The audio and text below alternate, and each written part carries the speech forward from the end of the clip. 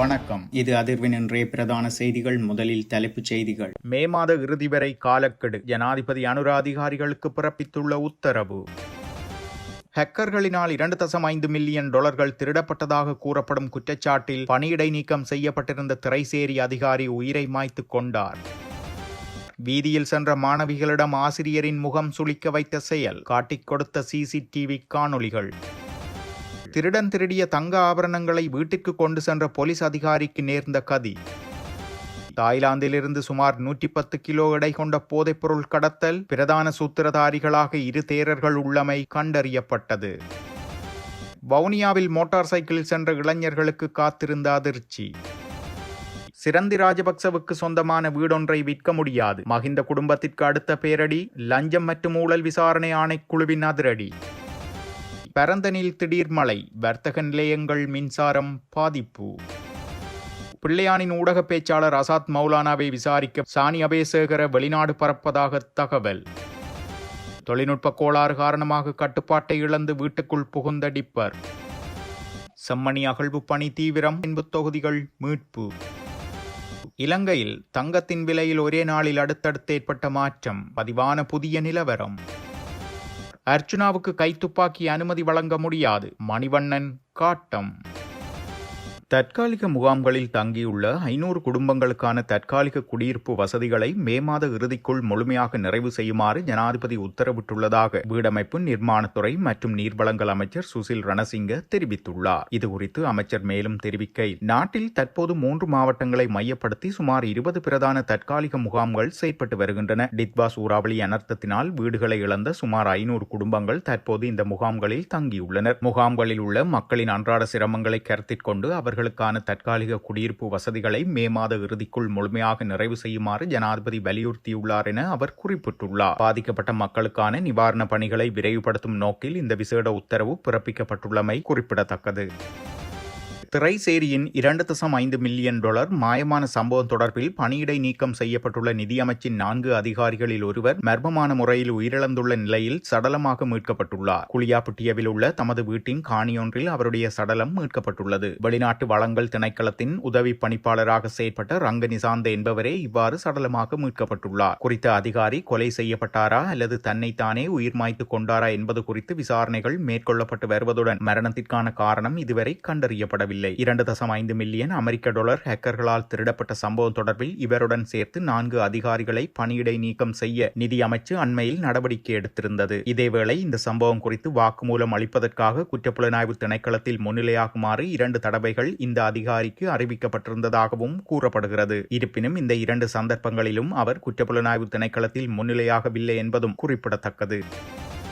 காலியில் வீதியில் சென்ற மாணவிகளின் வெள்ளை நிற சீருடையில் சிவப்பு மையை தெளித்த ஆசிரியர் போலீசாரால் கைது செய்யப்பட்டுள்ளார். காலி பிரபல சர்வதேச பாடசாலை ஒன்றில் கல்வி கற்பிக்கும் ஆசிரியர் ஒருவரே இவ்வாறு கைது செய்யப்பட்டுள்ளார். கைது செய்யப்பட்ட சந்தேக நபர் 32 வயதுடையவர் எனவும் அவர் கொழும்பின் கோட்டை பகுதியை சேர்ந்தவர் எனவும் போலீசார் கூறுகின்றனர். சந்தேக நபர் சுமார் 1 மாதத்திற்கு முன்னரே காலியில் உள்ள குறித்த சர்வதேச பாடசாலையில் ஆசிரியராக பணியில் இணைந்துள்ளார். காலி சரவந்து கடை சந்தி பகுதியில் பொது இடங்களில் வைத்து பல மாணவிகளின் சீருடையின் பின்பக்கமாக இவர் திட்டமிட்டு சிவப்பு மையை தெளித்துள்ளார். இந்த சம்பவம் அப்பகுதியில் இருந்த சிசிடிவி கேமராவில் பதிவாகியிருந்தது. இந்த காணொலி சமூக வலைதளங்களில் பரவி பெரும் பரபரப்பை ஏற்படுத்தியதை அடுத்து போலீசார் விசாரணைகளை தீவிரப்படுத்தினர். காலி போலீசார் மற்றும் போலீஸ் புலனாய்வு பிரிவினர் இணைந்து நடத்திய தேடுதல் நடவடிக்கையின் மூலம் குறித்த ஆசிரியர் கைது செய்யப்பட்டுள்ளார். சந்தேக நபரான ஆசிரியர் காலி போலீசின் சிறுவர் மற்றும் மகளிர் பணியகத்தினால் காலி மேலதிக நீதிவான் முன்னிலையில் ஆஜர்படுத்தப்பட உள்ளதுடன் சம்பவம் தொடர்பான மேலதிக விசாரணைகளை போலீசார் முன்னெடுத்துள்ளனர். தாய்லாந்திலிருந்து சுமார் 110 கிலோகிராம் எடை கொண்ட போதைப் பொருட்களை கடத்தி வந்த 22 இளம் பிக்குகளை போலீஸ் போதைப்பொருள் தடுப்பு பிரிவினர் கைது செய்திருந்த நிலையில் இந்த போதைப்பொருள் வலையமைப்பின் பின்னணியில் பிரதான சூத்திரதாரிகளாக 2 தேரர்கள் உள்ளமை கண்டறியப்பட்டுள்ளது. தம்மரத்ன மற்றும் புண்ணியரத்ன ஆகிய பெயர்களால் அறியப்படும் இந்த 2 தேரர்களும் தாய்லாந்தில் தங்கியிருந்தவாறு இந்த போதைப்பொருள் வலையமைப்பை முன்னெடுத்து வந்துள்ளமை இதுவரையிலான விசாரணையில் தெரிய வந்துள்ளதாக போதைப்பொருள் பிரிவின் உயர் அதிகாரி ஒருவர் தெரிவித்துள்ளார். இது தொடர்பில் மேலதிக விசாரணைகள் ஆரம்பிக்கப்பட்டு செய்யப்பட்டுள்ள நிலையில் குற்றப்புலனாய்வு பிரிவின் உதவியோடு இன்டர்போல் எனும் சர்வதேச போலீசாரை அணுகி குறித்த இருவரையும் கைது செய்வதற்கான நடவடிக்கைகள் ஆரம்பிக்கப்பட்டிருப்பதாகவும் அது தொடர்பிலான மேலதிக விசாரணைகள் முன்னெடுக்கப்பட்டு வருவதாகவும் போதைப்பொருள் தடுப்பு பிரிவின் தகவல்கள் தெரிவிக்கின்றன. இந்நிலையில் தாய்லாந்திலிருந்து குஷ் மற்றும் ஹெஸ் போதைப் பொருட்களை கடத்தி வந்த 22 தேரர்களினதும் இரத்த மாதிரிகள் பெறப்பட்டு அவர்கள் தொடர்பில் பரிசோதனைகள் முன்னெடுக்கப்பட்டுள்ளன. இதன்போது அதில் 19 தேரர்கள் போதைப்பொருள் பயன்படுத்தியுள்ளமை உறுதி செய்யப்பட்டுள்ளது. இதனை விட இந்த 22 பேருக்கு முன்னர் கடந்த மார்ச் மாதம் 20ஆம் தேதி கடத்தி வரப்பட்டதாக நம்பப்படும் போதைப்பொருள் தொடர்பிலான விசாரணைகளும் ஆரம்பிக்கப்பட்டுள்ளன. அதன்படி கடந்த மார்ச் மாதம் இந்த போதைப் பொருட்களை கடத்தி வந்ததாக கூறப்படும் 12 தேரர்களை அடையாளம் கண்டு அவர்களுக்கு எதிராக சட்ட நடவடிக்கைகளை முன்னெடுக்க தற்போது விசாரணைகள் ஆரம்பிக்கப்பட்டிருப்பதாக போலீஸ் போதைப்பொருள் தடுப்பு பிரிவினர் தெரிவித்துள்ளனர். இதுவரையிலான விசாரணைகளில் 22 இளம் தேரர்களுக்கு மேலதிகமாக குறித்த தேரர்களை தாய்லாந்துக்கு அனுப்புவதற்கு அனைத்து ஒருங்கிணைப்பு வசதிகளையும் முன்னெடுத்ததாக கூறப்படும் அங்குனு கொலபெலச அமிதானந்த தேரர் கைது செய்யப்பட்டு தடுப்பு காவலில் வைத்து விசாரிக்கப்பட்டு வருகிறார். இதனை விட சந்திரகுமார் என்னும் மற்றொரு சந்தேக நபரும் கைது செய்யப்பட்டு விசாரணைக்கு உட்படுத்தப்பட்டுள்ளார். விசாரணைகளின் பிரகாரம் தாய்லாந்தில் தங்கியுள்ள தம்மரத்ன மற்றும் புண்ணியரத்ன ஆகிய பெயர்களால் அறியப்படும் இரு தேரர்களும் அமிதானந்த எனும் தேரரோடு தொடர்புபட்டு இந்த வலையமைப்பை முன்னெடுத்து செல்வதும் அமிதானந்த தேரர் கடத்தி வரப்படும் போதைப் பொருட்களை சந்திரகுமார் என்னும் நபருக்கு கொடுக்கின்றமையும் தெரிய வந்துள்ளது. அதன் பின்னர் சந்திரகுமார் ஊடாக பிரபல வர்த்தகர்கள் பலருக்கு இந்த போதைப் பொருட்கள் கைமாற்றப்படுகின்றமை கண்டறியப்பட்டுள்ளது. தாய்லாந்து சென்ற தேரர்களுக்கான விமான பயணச்சீட்டு மற்றும் ஏனைய செலவுகள் தொடர்பாக அனுசரணை வழங்கியதாக கூறப்படும் பிரபல வர்த்தகர் ஒருவர் தொடர்பாகவும் விடயங்கள் வெளிப்படுத்தப்பட்டுள்ள நிலையில் காலியை சேர்ந்த குறித்த வர்த்தகர் கொழும்பில் தங்கியிருப்பதாக போலீசாருக்கு தகவல் கிடைத்துள்ளது. அதன்படி குறித்த வர்த்தகரை கைது செய்வதற்கு தற்போது விசாரணைகள் இடம்பெற்று வருவதாக போலீஸ் போதைப்பொருள் தடுப்பு பிரிவினர் தெரிவித்துள்ளனர்.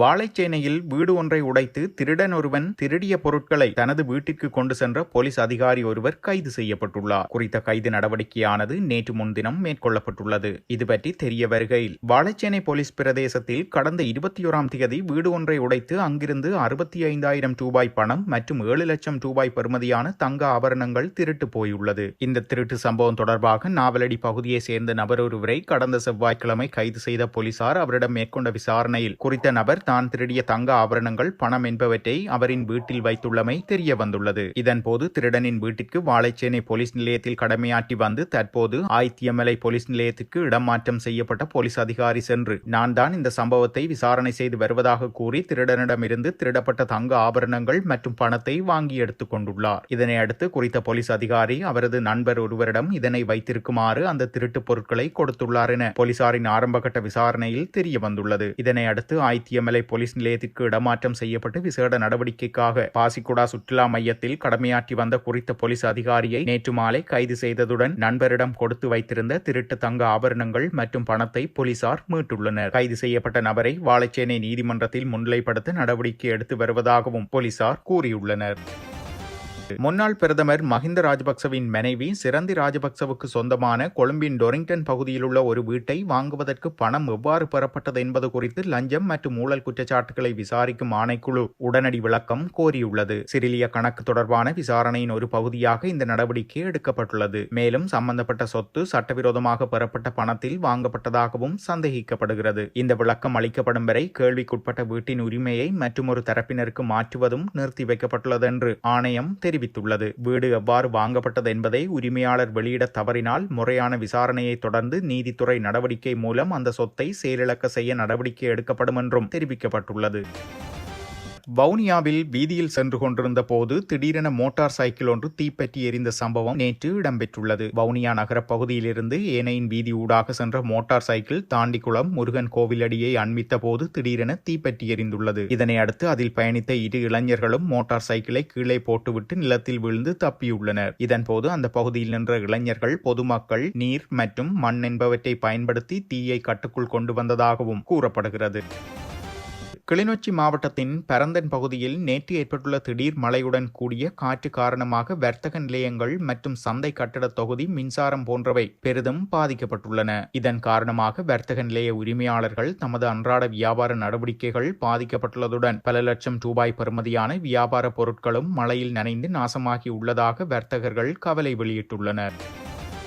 ஈஸ்டர் ஞாயிறு பயங்கரவாத தாக்குதல் தொடர்பான மேலதிக விசாரணைகளை முன்னெடுப்பதற்காக குற்றப்புலனாய்வு திணைக்களத்தின் பணிப்பாளர் சானி அபேசேகர உள்ளிட்ட உயர்மட்ட அதிகாரிகள் குழு ஒன்று பிரான்ஸ் நாட்டிற்கு பயணம் ஒன்றை மேற்கொண்டுள்ளதாக தெரிவிக்கப்பட்டுள்ளது. பாதுகாப்பு வட்டாரங்களின் தகவலின்படி இந்த பயணத்தின் முக்கிய விவரங்கள் வெளியாகியுள்ளன. இதன்படி தற்போது வெளிநாட்டில் வசித்து வரும் பிள்ளையானின் முன்னாள் ஊடக பேச்சாளர் அசாத் மௌலானாவிடம் நேரடி விசாரணைகள் முன்னெடுப்பதே இந்த குழுவின் முதன்மை நோக்கமாக பார்க்கப்படுகிறது. ஈஸ்டர் ஞாயிறு பயங்கரவாத தாக்குதல்கள் தொடர்பாக அசாத் மௌலானாவினால் முன்வைக்கப்பட்ட பல்வேறு குற்றச்சாட்டுகள் மற்றும் திடுக்கிடும் வெளிப்படுத்தல்கள் குறித்து மேலதிக விளக்கங்களையும் விரிவான வாக்குமூலங்களையும் அதிகாரிகள் கோரி வருகின்றனர். சர்வதேச ரீதியில் முன்னெடுக்கப்படும் இந்த புலனாய்வு முயற்சியானது தாக்குதல்களின் பின்னணியில் உள்ள சூத்திரதாரிகளை அடையாளம் காண்பதற்கான ஒரு முக்கிய நகர்வாக கருதப்படுகிறது. இருப்பினும் இந்த ரகசிய பயணம் மற்றும் விசாரணைகள் குறித்து குற்றப்புலனாய்வு திணைக்களமோ அல்லது பாதுகாப்பு அமைச்சோ இதுவரை அதிகாரப்பூர்வமான தகவல்கள் எதனையும் வெளியிடவில்லை என்பதும் குறிப்பிடத்தக்கது. ஹொரண மொரககேன தல்ககாவில சாலையில் பயணித்துக் கொண்டிருந்த ஒரு டிப்பர் வாகனத்தில் திடீரென ஏற்பட்ட தொழில்நுட்ப கோளாறு காரணமாக ஓட்டுநரின் கட்டுப்பாட்டை இழந்த குறித்த டிப்பர் வீதியோரம் இருந்த வீட்டு மதில் சுவரை உடைத்துக் கொண்டு பக்கவாட்டில் இருந்த ஒரு வீட்டின் மீது மோதியுள்ளது. இந்த சம்பவம் நேற்று பிற்பகல் நடந்துள்ளதாக கூறப்படுகிறது. இந்த விபத்தில் வீட்டின் முன்னால் நிறுத்தப்பட்டிருந்த ஒரு மோட்டார் சைக்கிளும் சேதமாகியுள்ளது. குற்றவியல் வழக்குகள் நீதிமன்றத்தில் நிலுவையில் உள்ள ஒருவருக்கு கைத்துப்பாக்கி வைத்திருக்க அனுமதி வழங்க முடியாதென சட்டத்தரணி வி மணிவண்ணன் தெரிவித்துள்ளார். நாடாளுமன்ற உறுப்பினர் துப்பாக்கி காட்டி மிரட்டிய சம்பவம் தொடர்பிலான வழக்கு விசாரணையில் அர்ச்சுனா ராமநாதனுடன் முரண்பட்ட தரப்பினர் சார்பில் மன்றில் முன்னிலையாகியிருந்த மணிவண்ணன் வழக்கு விசாரணை முடிவடைந்த பின்னர் ஊடகங்களுக்கு கருத்து தெரிவிக்கும் போது அவர் மேற்கொண்டவாறு குறிப்பிட்டுள்ளார். அவர் மேலும் கூறுகையில், நாடாளுமன்ற உறுப்பினர் அர்ச்சுனா ராமநாதனுக்கு எதிரான பல்வேறு குற்றவியல் வழக்கு விசாரணைகள் நீதிமன்றங்களில் நடைபெற்று வருவதனால் அவர் துப்பாக்கி வைத்திருப்பதற்கான அனுமதியினை வழங்கியிருக்க முடியாது. இவர் தன்னிடம் துப்பாக்கி இருப்பதாக கூறி இதற்கு முன்னரும் பல்வேறு இடங்களில் துப்பாக்கியை காட்டி மிரட்டியிருக்கிறார். சமூகத்தை பயமுறுத்தும் வகையில் தன்னிடமுள்ள துப்பாக்கியை பயன்படுத்துகிறார் என நீதிமன்றிலும் சுட்டிக்காட்டி அர்ச்சுனாவின் விளக்கமறியலை நீடிக்குமாறு மன்றிடம் கோரியிருந்தேன். ஆனால் இளவாலை போலீசார் விளக்கமறியலை நீடிக்க வேண்டிய தேவையில்லை எனவும் தமது விசாரணைகள் முடிவடைந்து விட்டன எனவும் கூறினர். அதனால் அவரை பிணையில் செல்ல மன்று அனுமதித்தது. ஆனால் அவரது துப்பாக்கி சான்று பொருளாக மன்றில் பாரப்படுத்தப்பட்டுள்ளது. அத்துடன் துப்பாக்கி அனுமதி தொடர்பில் மேலதிக அறிக்கையை மன்றில் சமர்ப்பிக்குமாறு போலீசாருக்கு உத்தரவிடப்பட்டுள்ளது. இந்த வழக்கு விசாரணைகளை எதிர்வரும் ஆகஸ்ட் மாதம் 19ஆம் திகதிக்கு திகதியிடப்பட்டுள்ளதென்றும் சட்டத்தரணி மணிவண்ணன் தெரிவித்துள்ளார். கிழக்கு பல்கலைக்கழக மாணவர்களினால் துண்டு பிரசுரம் வழங்கி போராட்டம் ஒன்று முன்னெடுக்கப்பட்டுள்ளது. இந்த போராட்டம் நேற்று மட்டக்களப்பு காந்தி பூங்காவில் இடம்பெற்றுள்ளதுடன் மாணவர்கள் ஒன்று கூடி அங்கிருந்து மட்டக்களப்பு நகருக்குள் துண்டு பிரசுரங்கள் வழங்கியுள்ளனர். இதன்போது கடந்த கால ஆட்சியாளர்களினால் தனியார் வைத்தியத்துறை பல்கலைக்கழகங்களை ஆரம்பிப்பதற்கான அனுமதிகள் வழங்கப்பட்ட நிலையில் அதற்கான எதிர்ப்பினை மாணவர்கள் தொடர்ச்சியாக வழங்கி வருகின்றனர். இந்த விடயத்திற்கு எதிர்ப்பு தெரிவித்த தேசிய மக்கள் சக்தி ஆட்சியாளர்கள் இன்று பாராமுகமாக இருந்து வருவதாக மாணவர்கள் குற்றஞ்சாட்டியுள்ளனர். இலவச கல்வியை பாதுகாப்போம் எனும் தலைப்பில் முன்னெடுக்கப்பட்ட இந்த போராட்டத்தின் போது இந்த விடயம் தொடர்பில் அப்பகுதி மக்களுக்கு விளக்கம் அளிக்கப்பட்டுள்ளது. சிஸ்டம் சேஞ்ச் என்ற கோஷத்துடன் ஆட்சிக்கு வந்த இந்த அரசாங்கத்திற்கும் கடந்த கால அரசாங்கத்திற்கும் இடையில் எந்த மாற்றமும் இல்லை என்பதை மக்கள் உணர தொடங்கியுள்ளதாக இதன் போது அவர்கள் தெரிவித்துள்ளனர். நாட்டில் ஏற்பட்டுள்ள பாரிய சிக்கல் நிலைகளினால் கல்வித்துறை, சுகாதாரத்துறை என்பவற்றில் ஏற்பட்டுள்ள நெருக்கடி காரணமாக வைத்தியத்துறை பாரிய ஆபத்து நிலையினை எதிர்நோக்கும் நிலை ஏற்பட்டுள்ளதாகவும் மாணவர்கள் கூறியுள்ளனர். இந்த போராட்டத்தில் கிழக்கு பல்கலைக்கழகத்தின் மாணவர்கள் ஒன்றியத்தின் தலைவர் உட்பட பல்கலைக்கழக மாணவர் ஒன்றிய நிர்வாகத்தினர், உறுப்பினர்கள் மற்றும் மாணவர்கள் உட்பட பலரும் கலந்து கொண்டுள்ளனர். செம்மணி மனித புதைகுழி அகழ்வு பணிகள் யாழ்ப்பாண நீதிவான் நீதிமன்ற நீதிபதி எஸ் லெனின்குமார் முன்னிலையில் இடம்பெற்றுள்ளது. நேற்றைய நாளின் இதன் போதான அகழ்வுடன் மொத்தமாக 241 எண்புக்கூட்டு தொகுதிகள் அடையாளம் காணப்பட்டுள்ளதுடன் 240 எண்பு தொகுதிகள் அகழ்ந்தெடுக்கப்பட்டுள்ளன. அதில் நாணயத்தை ஒத்த சான்று பொருட்கள் ஒன்றும் அடையாளம் காணப்பட்டுள்ளது. இதன்போது தொல்லியல் பேராசிரியர் ராஜ் சோமதேவா தலைமையிலான குழுவினர், சட்ட வைத்திய அதிகாரி செல்லையா பிரணவன், குற்றப்புலனாய்வு திணைக்கள அதிகாரிகள், சட்டத்திறனிகள், துறைசார் நிபுணர்கள் பங்கேற்றிருந்தனர். இலங்கையில் தங்கத்தின் விலை நேற்று நண்பகலுக்கு பின்னர் மீண்டும் 2000 ரூபாயினால் அதிகரித்துள்ளதாக அகில இலங்கை நகையக வியாபாரிகள் சங்கம் அறிவித்துள்ளது. அதன்படி 24 கரட் தங்கம் பவுன் ஒன்று 3,92,000 ரூபாய்க்கு விற்பனை செய்யப்படுகிறது. அதேவேளை 22 கரட் தங்கம் பவுன் ஒன்று 3,60,600 ரூபாயாகவும் விற்பனை செய்யப்படுகின்றமை குறிப்பிடத்தக்கது. இத்துடன் செய்திகள் நிறைவடைகின்றன. மறக்காமல் அதிர்வு சேனலை லைக் மற்றும் சப்ஸ்கிரைப் செய்து கொள்ளுங்கள்.